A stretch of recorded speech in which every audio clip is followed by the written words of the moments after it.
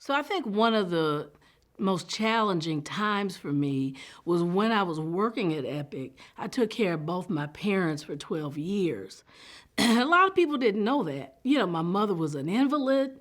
My dad was, you know, he was old. So I did that as well as work. But one thing that happened that was like, are you kidding me? We had a Babyface record. And it actually, anyway, we had a Babyface record. And Elroy Smith was the program director here at GCI. And I was like, I had to take the record. At that time, we didn't have, you know, where you just send the record all out at one time.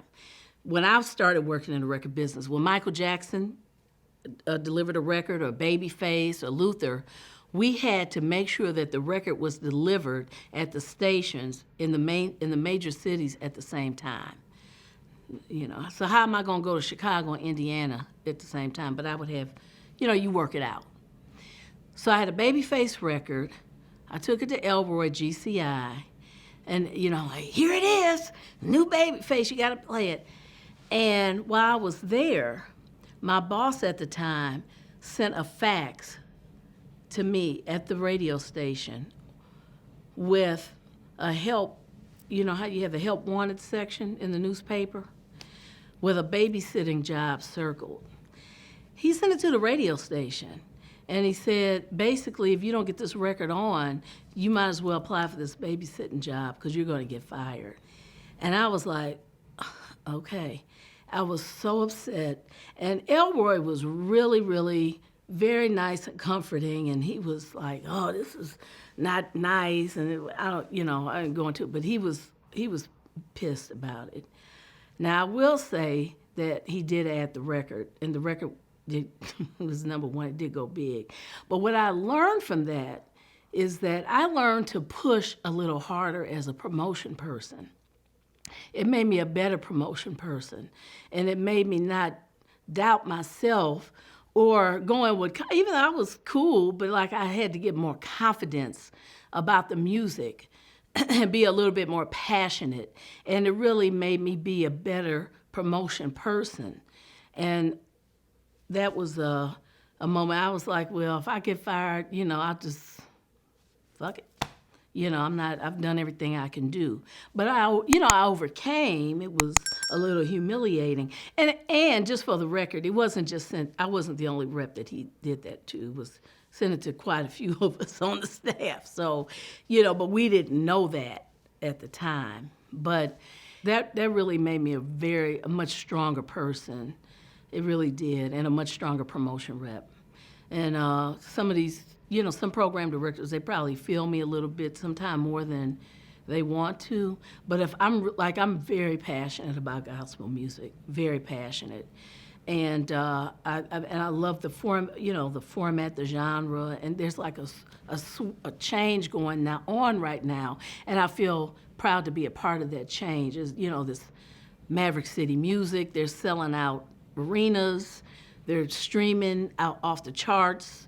You know, they're just like huge right now. Jonathan McReynolds from Chicago is another artist that's just doing phenomenally well. Todd Delaney, you know, these young artists. Doe, a young lady that signed to RCA, she's a phenomenal artist. And really, I just know once people really hear their music, they're gonna love it because it's great music. It's great music.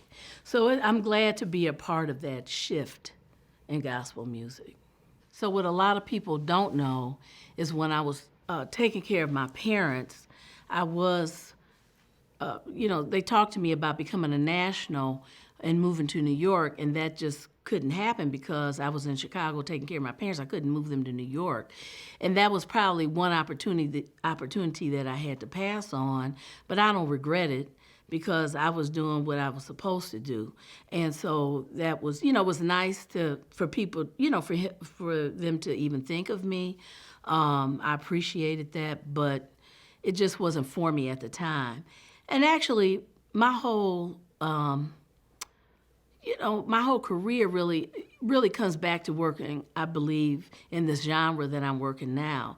And so had I taken, or, if I was able to have done that, I don't think that I would have been doing what I'm doing now. And I'm really happy doing what I'm doing now.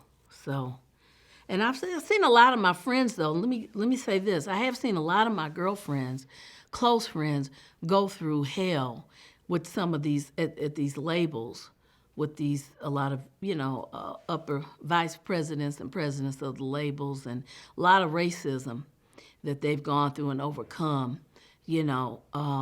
I've seen quite a few of them go through that. So it was rough. It's been rough, but you overcome it. You just fight through it, and you overcome it. And they did. My friends did, but I've seen it through. I've seen quite a few of them go through it. It's really hard being a woman of color and just trying to get in any business that you want to get into. Period. Whether it's media, if you want to be a physician. I mean, it's just hard. But like I said in the beginning, you just have to push through. Fortunately for me, because I always worked in black music, R&B music, once I got in, I was good. You know what I'm saying?